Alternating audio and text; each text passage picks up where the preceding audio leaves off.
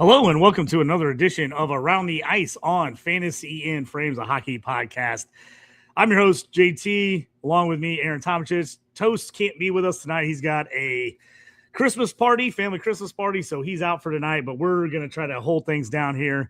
And me and Aaron just talking before the show, we are way behind on Christmas present wrapping. So as soon as the show gets over, I'll be jumping on Shoot the Gap after this show, but once that is done, then I'm going to be hammering out the Christmas presents. Me and the girlfriend went to the Colts game last night at home, Monday night game. Looked like for a minute they were going to try to stay in that game, but nope.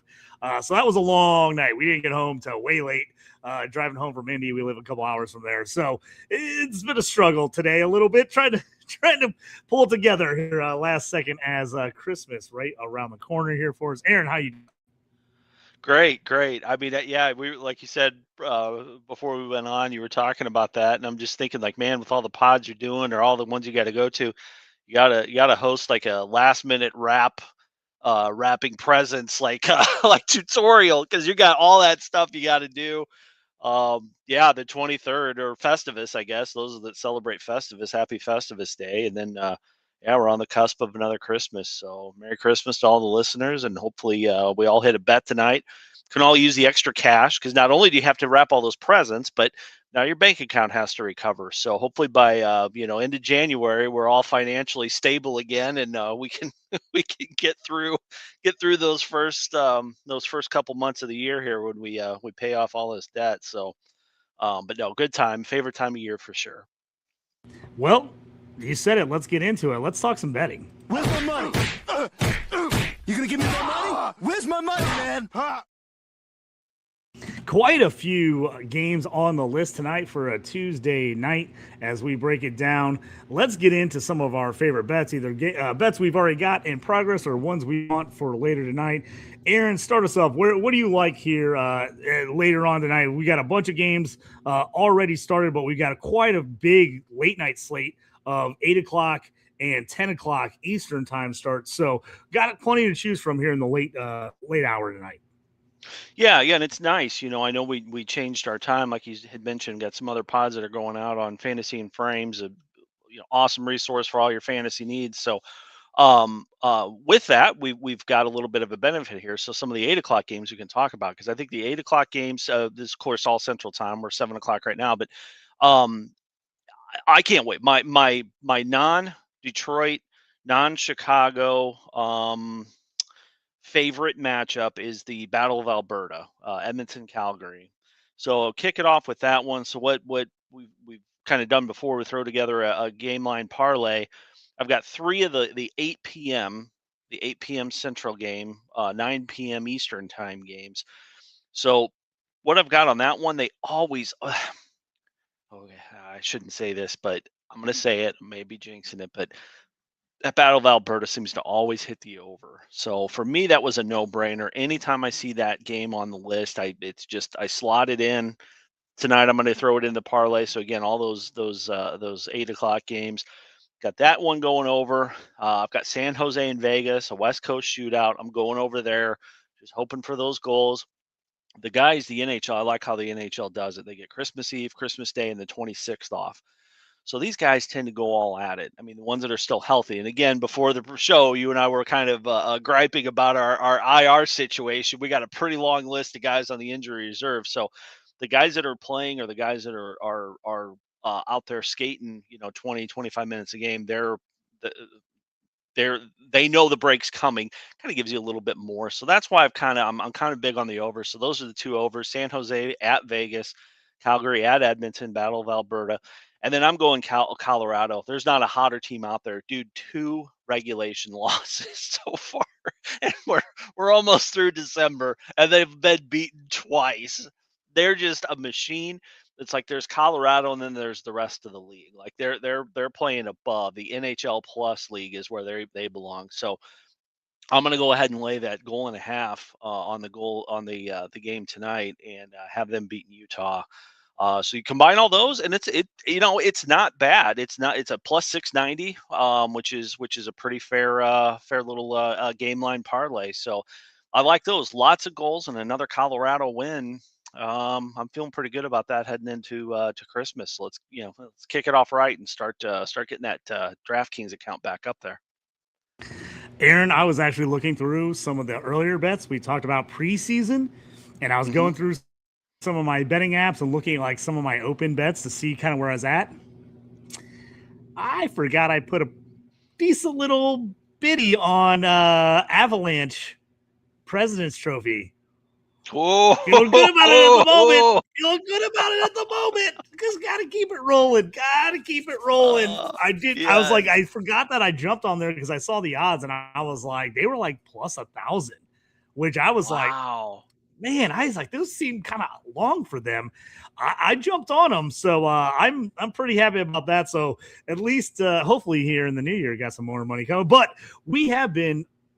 Toast was on a tear for a little while, about a week and a half ago. He was sending out texts. He's like, all right, guys, 3 for 3 this week, 4 for 4 this week. Let's keep it rolling.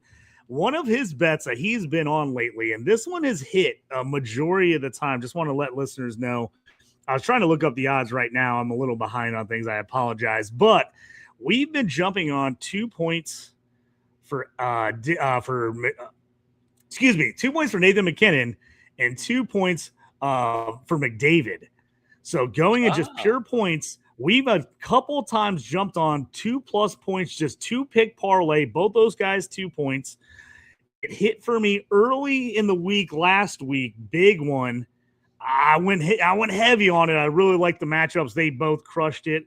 That is one to look at possibly tonight. Like you said, would you like that over? The Avalanche are playing, and then the way you like that over and the end game, I'm thinking about maybe going back to the well and jumping on that again. So I was actually getting ready. I was pulling that up right now. McKinnon at 2+ points is minus 130. They're starting. The books are finally getting together on McDavid. You were actually getting plus money at 2+ points at one point last week, and then they've got Wise, and they're like, no, we're not doing that anymore. I think everybody was starting to get on that one because all of a sudden it was all negative money. After early in the week, we were getting like, we were getting like plus 120. I was like, this is insanity. So he's minus 125 tonight. Like I said, they've kind of got back together. If you put those guys together, just 2+ points, it's plus 218 right now on DraftKings. Plus 218 for both those guys to get points. I think I'm jumping on that. Like I said, I've been writing that one pretty heavy whenever I like the matchups and they're playing the same night. So that's my pick of the night. Aaron, what else you got? I think you got a player point parlay you want to get out there to everybody as well. Yeah. And that's a great call on the McKinnon-McDavid. I think McDavid just overtook McKinnon for the lead on points by maybe a point. So these guys are just going. It's like a heavyweight fight. They're exchanging blows here. The knockout punches against one another, not head to head. They're just doing it against the rest of the league. So I love it. I love the +2. You got MacDog at home, and you got McDavid at home. So again, that Christmas buzz, that maybe a little extra speed on those two. Not that they need it; they could go at about 80% and still dominate this league. So, but yeah, the non player point parlay of the day, the non McKinnon and McDavid. I like Marty Necas. Mostly because he plays with McKinnon. I mean, again, he's talked about that guy to death, but the fact that he's on a line with McKinnon, it could be you or I, JT, on that line, and I probably take one of us at a +1 point at the NHL level. So that's almost as good as your I love what you're +2. doing there too. That's something that we talked about, and Toast brought up too. Is we start seeing those lines get hot. Yeah. Put multiple guys on the same line for a point, jump in, do a Natchez on a point, do a McKinnon on a point. Now, if you want to get a little bit better odds, you can either pick a goal or you can pick an assist as opposed to a point. But I like when you can get a hot line like that. Natchez has looked great next to McKinnon. And you were all over that call early in the year. Like, hey, just go out and get him. If you can get him, he's going to tear it up with them. He's been on fire. So I like that for him with a point. Like I said, I'll let you finish out your rest of your bet here with all these points, but I just wanted to bring that back in. Sometimes don't make it too complicated. If guys are playing real well and a team's playing well and a line's playing real well, just grab a couple of those same guys and put them together in a little parlay action. Yeah, 100%. You could probably say that on that whole Colorado lineup because again, if you doesn't matter if McKinnon's playing against their top line, he's still getting points. They're still trying to shut him down. But your line two and line three, Landeskog, great year, off that horrible injury. It's like you could throw any one of those guys in there, but I do like the ones that are on the line with McKinnon or McKinnon and McCarr, because again, those two guys, we talked about that maybe 2 weeks ago about how much they're often paired together, even though it's two different positions. They tend to find themselves out on the ice, and again, it doesn't get any more talented than that duo. So yeah, we got Marty Natchez. He's getting a point. We got Travis Konechny. I like Konechny. We again pre-show we talked a little bit about the Hawks, about the Bedard injury. I looked real quick online. I think it's obvious that it was a separated shoulder, and it could have been already announced. I don't know. I flipped through Twitter real quick just before we went on, but um, they're just not the same team. Then Frankie Nazar eats a puck and he's out for 4 weeks. Got to be, it's 4 week injury. It tells us, 4 to 6 weeks to heal a fracture. So he's probably got a broken jaw, broken bone, maybe lost some teeth. So I like Konechny getting a point on that Hawks team. They're a little bit. Their forwards. I mean, the forwards are getting it done, but you lose those two guys, and that's a lot of your cycle time. So I think that Spencer Knight's going to see a lot of pucks. Konechny, just like that player a lot. So him a point. Edmonton, who's been on a tear, they've really turned their season around. They're looking like the Edmonton that makes it to the finals every year, or has so the last 2 years. Ryan Nugent Hopkins has been very hot there. So you got McDavid, and then you got the Nuge playing very well. So I like him at a point. And then for that San Jose game, I like Tyler Toffoli getting a point there too. Again, that veteran presence amongst all those kids.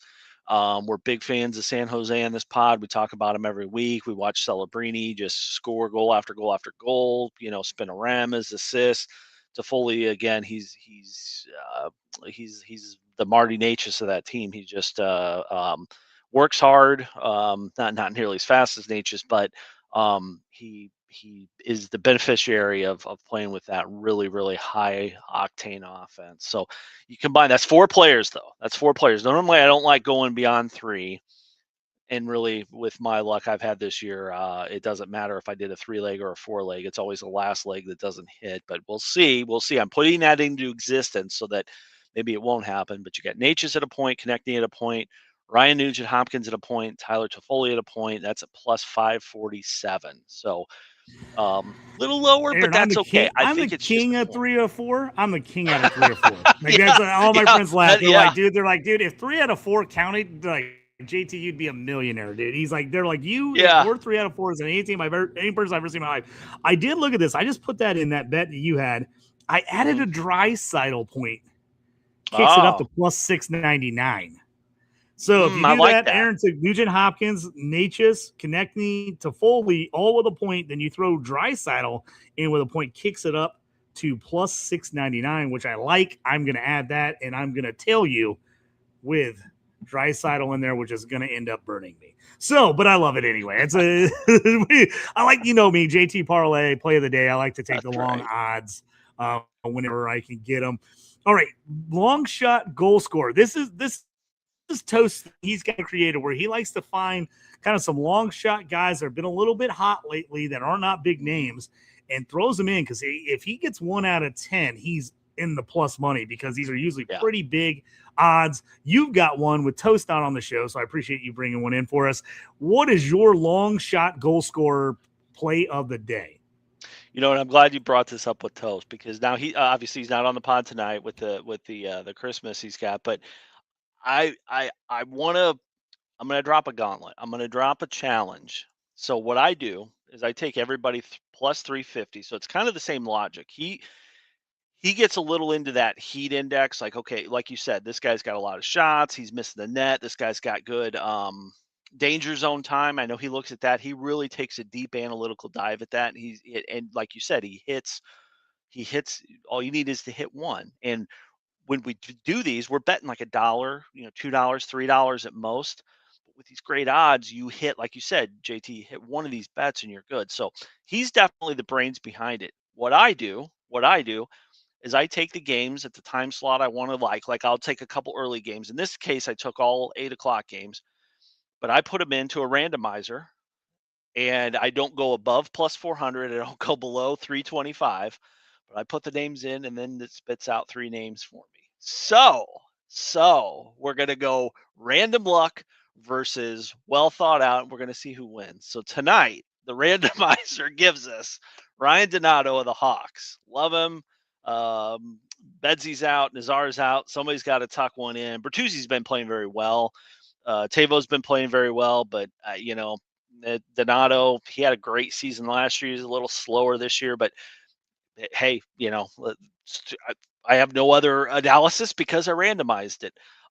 We got Vasily Podkolzin, Russian. So shout out Toast. Let's see if one of your Ruskies can get it done. And then we got Colin Graff.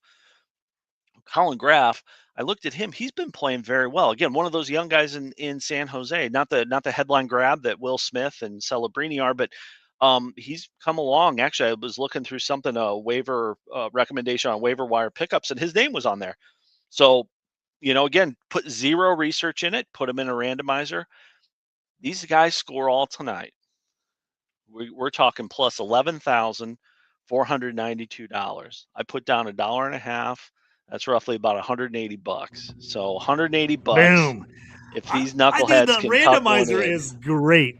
This randomizer, we're gonna see. We're gonna see. We're gonna see. We're gonna give it a shot. He says we're gonna give it a shot. So just a little, just to let the people know, like you said, that's the randomizer. That's the big long shot. Like Aaron says, throw $1 on it. If you hit, you're gonna be happy.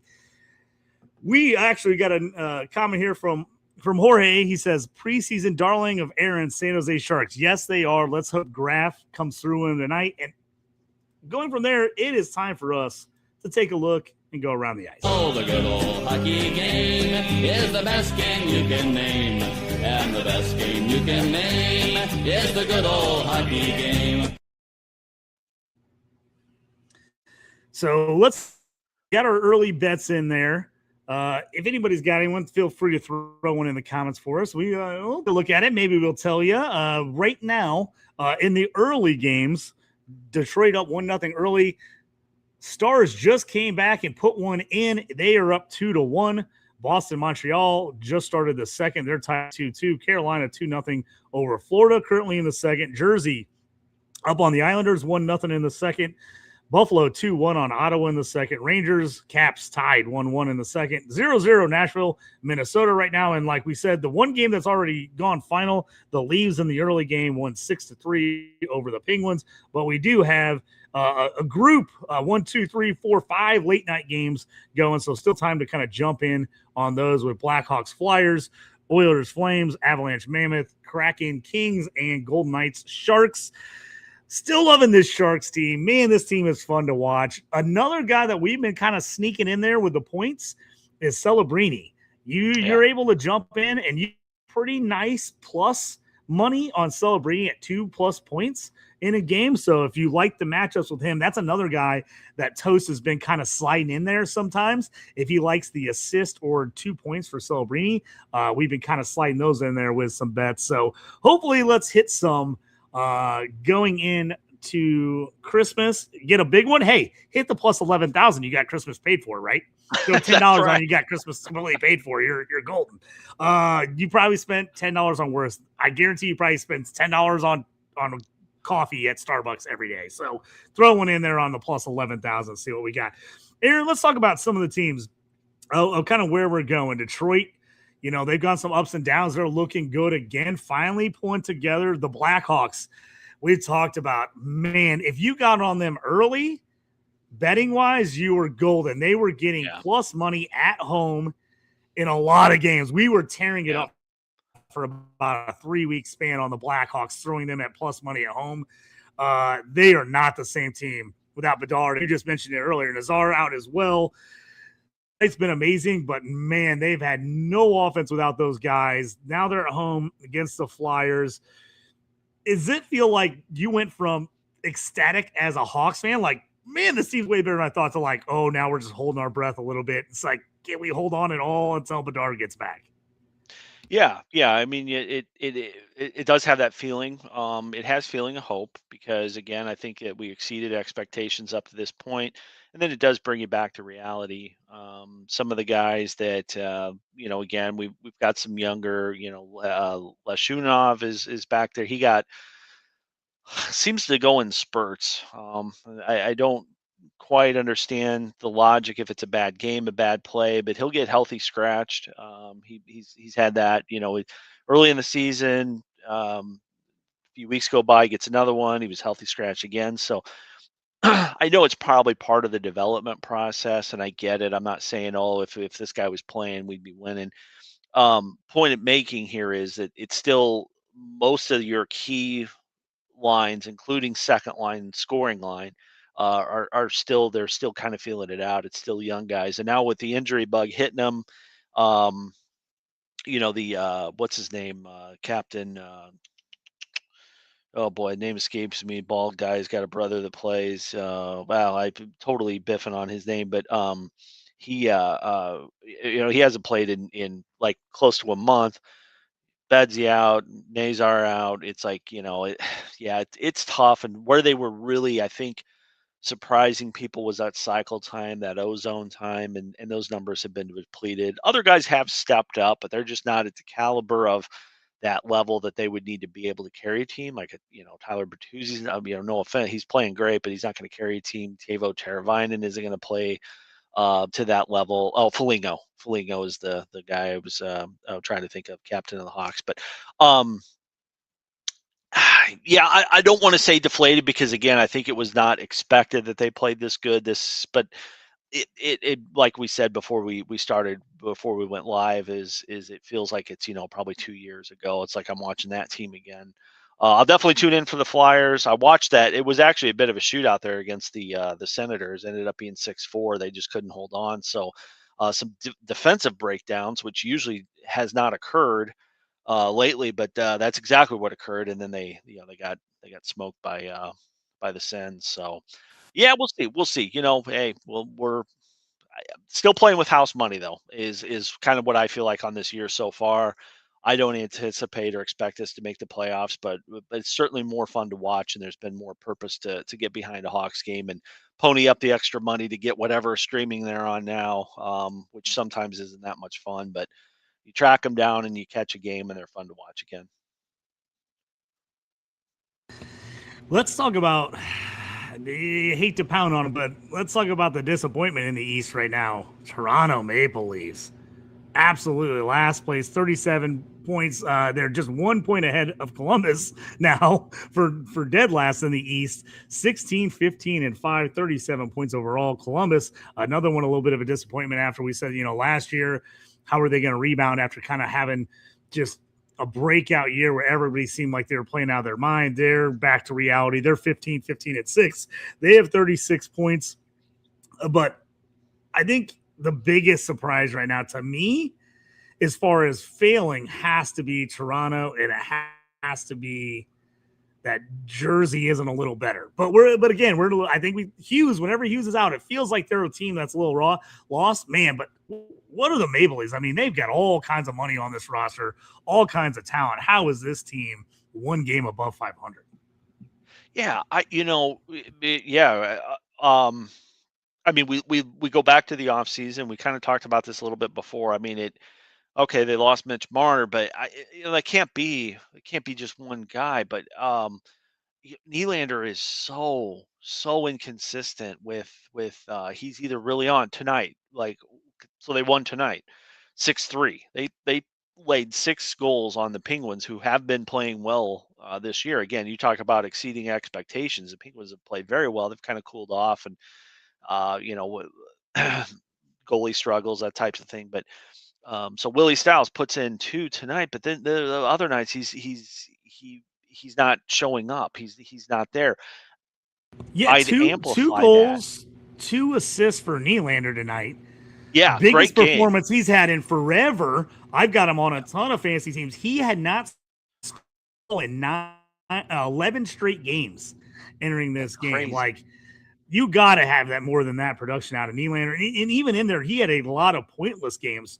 Like, he had 2 games where he had 2 assists assists in that 11 game span. And then all the other ones, zeros across the board. You can't have that out of him, especially with the lack of goaltending. They've got to score more points.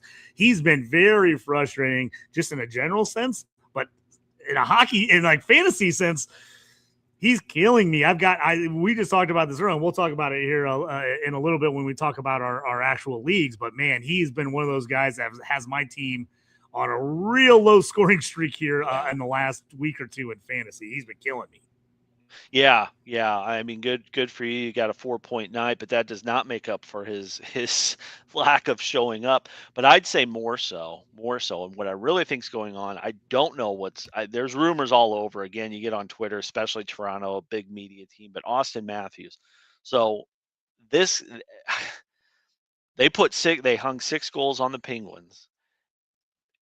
Not a point. This guy he was not in any of this. No assists, no goal, 3 shots on net. Something's wrong with him. Again, quick look at Twitter. People are saying it's a back injury. Couldn't be worse news. If it is a back, those things linger. If it's a neck, we all know what happened with Eichel and the surgery. I mean, I hope that's not it. Also, too, not because I couldn't care less about the Leafs, but I'm thinking, what's this look like for Team USA? But yeah, I would not. It seems silly and it seems unfair, but I look at the Austin Matthews lack of production. It's like, okay, you lost your 1A center, or you've got a version of your 1A center that's not what you've seen in the recent past history. A guy that's putting up, he's flirting with 70 goals a couple of times in his career, and he's just an empty uniform. He's just getting ice time. 19 minutes on the ice tonight, 3 shots on goal and no points, and they hung 6 on him. So again, I think that tells a story. Not to pick on one game, but this is just, and we talked about the Nylander, Willie Styles with his. I didn't realize it was that long he went without scoring, but when those two guys are this inconsistent, you're not getting what we see out of McDavid, McKinnon, because these two guys are at that level. Maybe maybe a tick below, but they're in the same conversation. We're not seeing anything close to that. So, and then the other thing too, one last thing again to kind of wrap it up the Leafs here, but the Matthias Michelli experiment. I mean, when are we going to call that? I don't think he's your guy. I don't think I know he's all over up and down the lineup, but um, I think that I I don't know. When I watch a Leafs game, I see more out of Dakota Joshua. Like I'd see him replacing him, and sometimes he does, but maybe even Nick Robertson. But yeah, Michelli is just unimpressive. He might have gotten on the board tonight. Yeah, it looks like he did. Oh, he did get a goal, but too little, too late. He didn't really make a splash in Arizona/Utah. This is his second. I think he was overbilled as somebody that was just going to fill a gap. He's not doing it. So, yeah, tough time in Toronto. Oh, and I did read last thing. I lied. I guess this is actual last thing, which I was shocked at. But I also read an article that attendance is down. Those guys sell out no matter what. So I don't know what's going on up there. But tough time to be a Maple Leafs fan. That's for sure. The one thing we didn't really get to jump into last week, I felt like we kind of missed on that. We should talk about it just a little bit. The Oilers, finally look like they're starting to get together a little bit after a rough start. They trade for Jari at goalie, Tristan Jari from the Penguins, and he immediately gets hurt.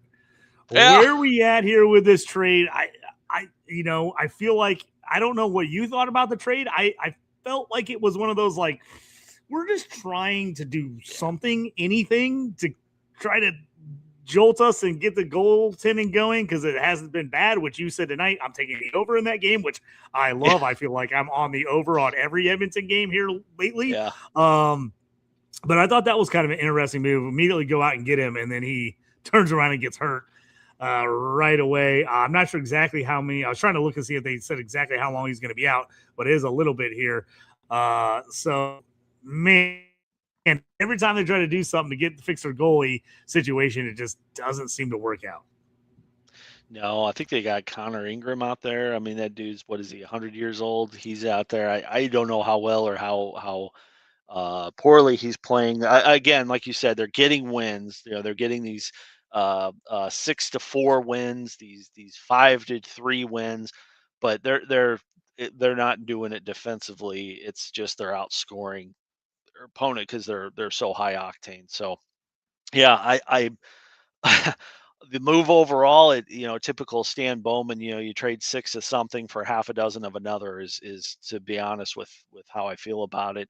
But that said, I can't be overcritical. I would say that he had to do something. Just Stuart Skinner wasn't going to do it, and I know he's a popular guy or seems to be a popular guy. I watch a ton of Edmonton games. When Edmonton played Pittsburgh, Leo and McDavid went over to Stuart Skinner, so you could tell there's a bond there. Whatever, but hey, it's enough's enough. He's just not the guy that's going to do it. So. Not a fan of Stan Bowman, but this move again, you got to do something, and maybe this was the only thing you could find out there. And that's the other thing too. These guys have gone to the finals the last 2 years. What team out there, especially on the West, in the West, that's the one piece that's missing from that team. I'm not going to give you. Nobody wants to. You don't want to give that guy up. No, you don't want to be the team that turns around and gives the goalie that Edmonton needs to win it. Like, you don't want to do that. So yeah, they are kind of like stuck, just trying to, like I said, throw something at the wall and see if it sticks. Yeah, for sure. All right, let's get into some listener league and fantasy recap here. It's Weekend Update with Colin Jost and Michael Che.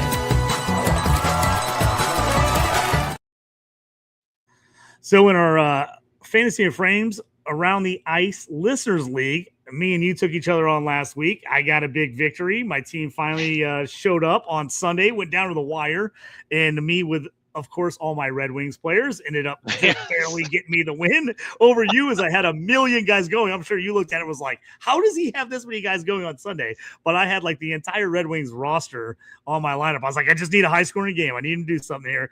So if we look going back right now, currently quite a matchup here in the Listeners League. Things been really good.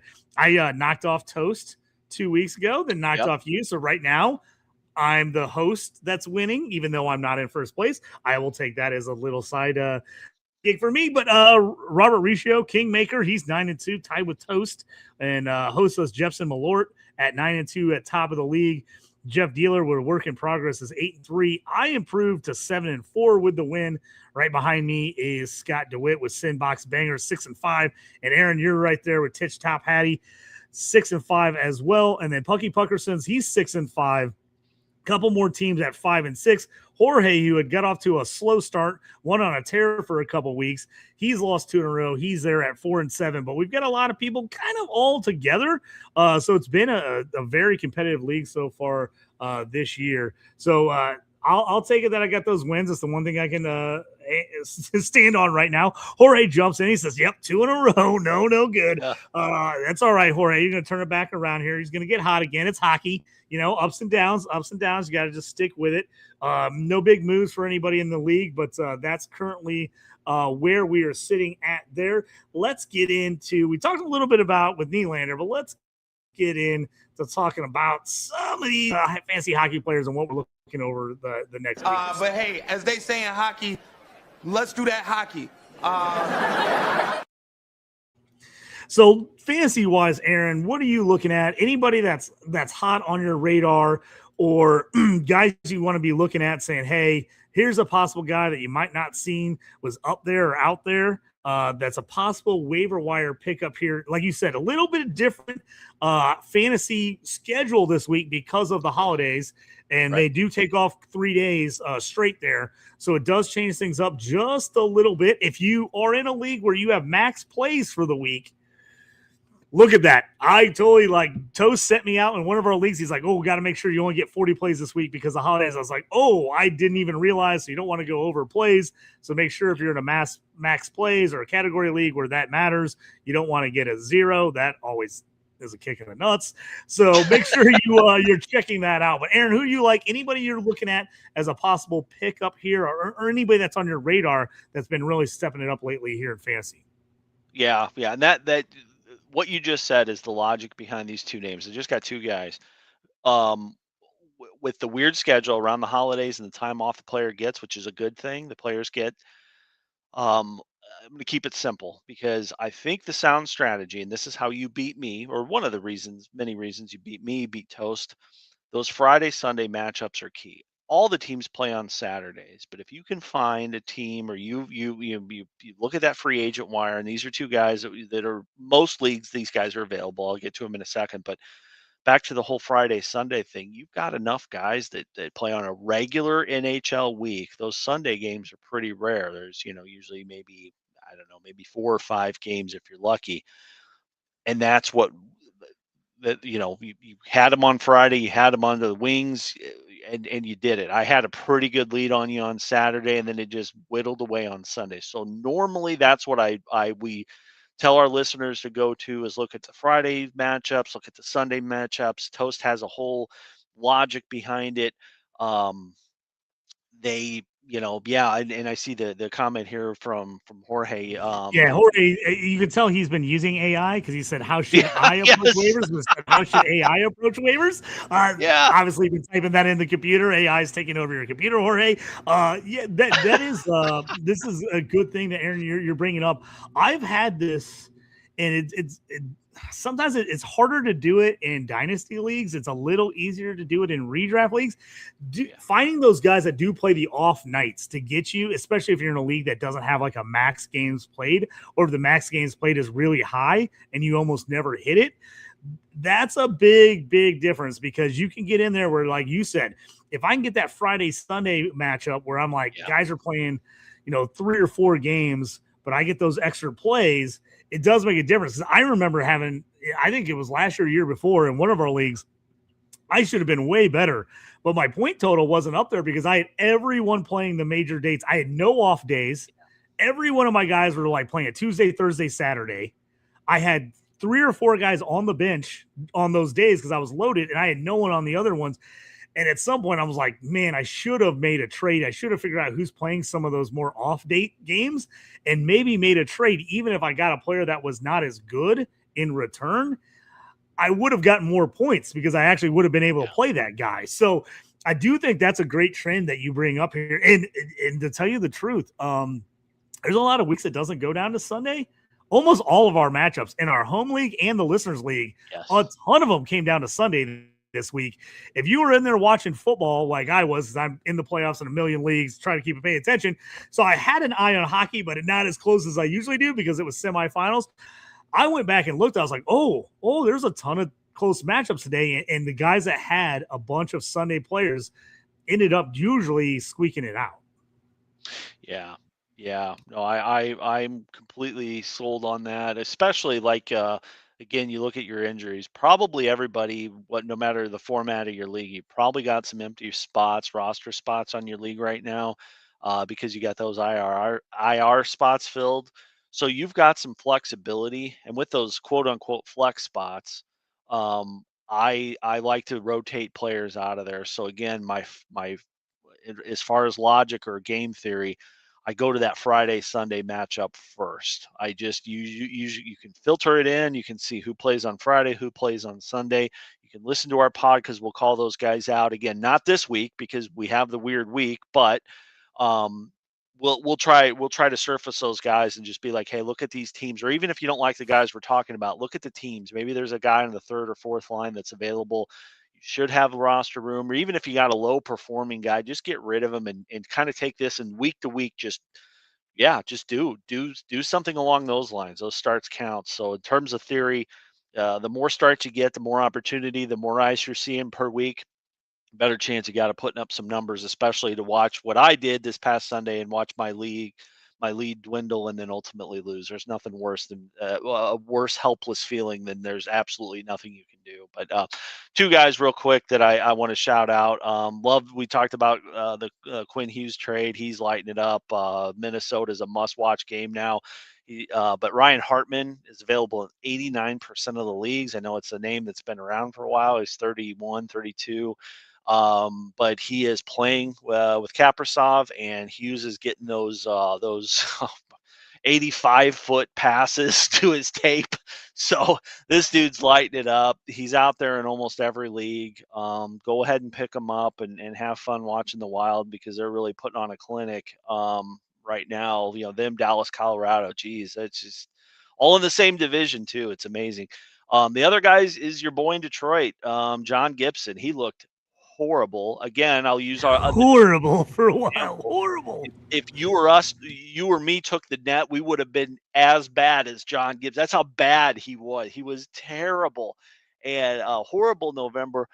Then he comes on. He's won 7 in a row. Detroit's looking mean. They look tough. They got Mo Sider back there just clearing bodies and pucks out of the way. You got a top-notch defense, and the John Gibson we're seeing now is peak John Gibson, in my opinion, especially pulling off 7 in a row. So John Gibson's out there in every single league. Ryan Hartman's out there in virtually every single league. Jump on these two guys and enjoy your Christmas, because you've got a couple of good free agent pickups if you get one of these two, or both maybe. Yeah, I love that. I've got Talbot, Cam Talbot in a bunch of leagues because he was the one kind of holding the wings together. But if you're like me and you're holding Talbot, go get Gibson instead, because now it is becoming the Gibson show. He's definitely the man. After a really bad start, Talbot was kind of the guy that was doing it for them. Now they're back into maybe like a 3-1 start rotation here. It's definitely going back, swinging back Gibson's way. So if you were one of the, like me, who was like, oh my God, Gibson's terrible this year, he's pulling it together. So don't look at that first month of the season or so there. Look at what he's done the last 5, 6, 7 games. He's starting to turn it up a little more. So if he's out there and you're looking for a goalie, if you got goalie injuries or having problems getting some starts, he's the guy you could pick up and put in there. Like I said, I've loved Spencer Knight this year. I've got him in a ton of leagues. I'm keeping him, but with who's in front of him right now, he is getting worked over a lot because they're not pushing the puck on offense as much. So he's seeing a lot more shots, making it tougher for him to get wins here of late. So if you're looking at, especially if you're in a league that is more win heavy as opposed to save heavy for point total, you might want to start maybe taking a look at Gibson, someone like that. Like I said, I love Knight. He has been a machine this year, but we've seen it. The losses are coming for him and the Blackhawks here for a while. So if you take a lot of negative points in leagues for losses, this is where I'm starting to consider certain nights maybe I'm benching Spencer Knight, even though I love what he's doing. The team around him is not playing as well. So always got to consider those types of things when you're looking at your fantasy scoring, as far as like save percentage. Big difference if you're in a categories league and you're getting saves and you're getting save percentage. Knight is probably still coming through for you because he's seen a ton of shots. He's getting a ton of saves. So on that side of things, you're probably better off there, but just keep an eye on that. But I do love the Hartman ad. He's just a guy, you know his name, you see it out there. It's not a sexy name, but he has been playing better and he's on a good line, which is, crap. I just want to be on a line where I can touch the puck and get a point. So, that helps there. So, Aaron, any final thoughts for you tonight as we kind of shut things down and we, obviously hope everybody has a Merry Christmas, Happy New Year's. We will be back next week. I'm pretty sure, don't hold me, I'm pretty sure we got to look at the schedule with New Year's. Whenever you have all these holidays right in the middle of the week, kind of throws things off sometimes. But that's our plan. Any last thoughts for you as we finish out this week? Yeah, Merry Christmas to everybody out there. Hope everybody enjoys their time with the family. Players enjoy the time off. It's certainly been a very, very entertaining year up to this point. We got the rest of the season to look forward to. Detroit's back. Dallas looks good. The Wild, Colorado, and it's an Olympic year. So really, really just top-notch game and product from the NHL this year. 25-26 is looking to be an all-timer. So love it. And Detroit just tied it up. So 2-2 there. Detroit and the Stars. Nice. So we'll have to have that. It is. If you get a chance, the game's on TV, jump in. You don't have to have all these other crazy networks to get it. Jump in and watch that game right now. We usually don't get to do this because we're usually not on until 8:30 Eastern or 8:30 Central, 9:30 Eastern. We are getting some early games in. So I am going to recap bets real quick for those people. You got about 15 minutes to get some of these bets in because we did go on early tonight. Aaron gave you his parlay of the night was Calgary, Edmonton over 6.5 goals, San Jose, Vegas over 6.5 goals, and Colorado minus 1.5 on the puck line plus 690. I love that. His player point prop Natchez a point, Connecting a point, Nugent Hopkins a point, Toffoli a point. That was plus 547. I threw on Draisaitl for a little extra on up to plus 6.